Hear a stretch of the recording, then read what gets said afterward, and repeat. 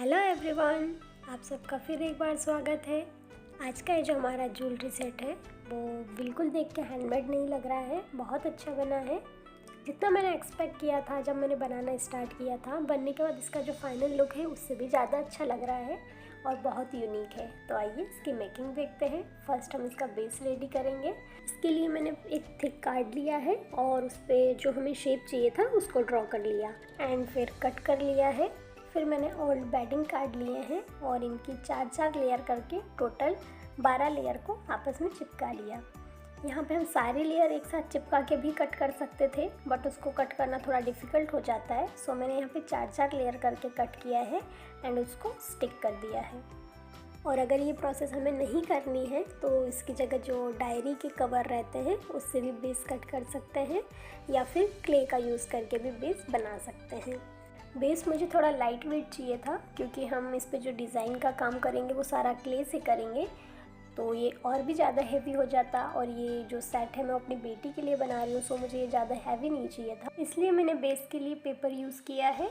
और ऐसे ही हम मांग टीका एंड ईयरिंग के लिए भी बेस रेडी कर लेंगे। इसकी मेकिंग से रिलेटेड मैंने यहाँ पे हर छोटी से छोटी डिटेल शेयर करने की कोशिश की है। सो आप वीडियो को लास्ट तक वॉच कीजिए, ये आपके लिए ज़रूर हेल्पफुल रहेगा। और भी इसी टाइप के हैंडमेड ज्वेलरी सेट के वीडियो आने वाले हैं जो कि मैंने प्लान कर रखे हैं। सो आप चैनल के साथ बने रहें। ये वाला ज्वेलरी सेट भी मैं एक ड्रेस के मैचिंग बना रही हूँ। सो इसका जो फाइनल लुक है ड्रेस के साथ वो मैं शॉर्ट में शेयर करूँगी, आप वो भी देख सकते हैं।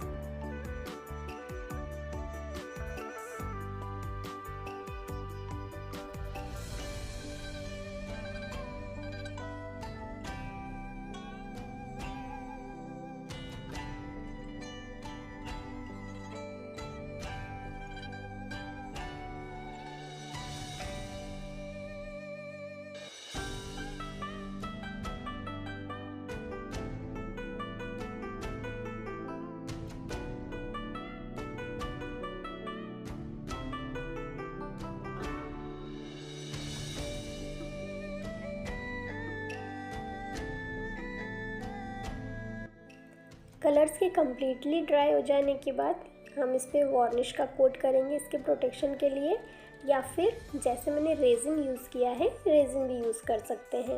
एपॉक्सी रेजिन लिया है मैंने यहाँ पे, और जो भी इंस्ट्रक्शंस रहते हैं इस पर बहुत क्लियरली लिखे रहते हैं। कोई बिगनर भी होगा तो इसको इजीली यूज़ कर सकता है। रेजिन को यूज़ करते टाइम हमें इसके मेज़रमेंट का थोड़ा ध्यान रखना होता है, एंड जब इसको मिक्स करते हैं कम्प्लीटली मिक्स करना है, कम से कम 2 से 3 मिनट इसको अच्छे से मिक्स करना है, और अप्लाई करने के बाद 24 आवर के लिए इसको सूखने के लिए छोड़ देना है। इसे हम ब्रश की हेल्प से भी स्प्रेड कर सकते हैं, बट हमारा जो ब्रश है वो दोबारा यूज़ नहीं कर पाएंगे, ख़राब हो जाएगा।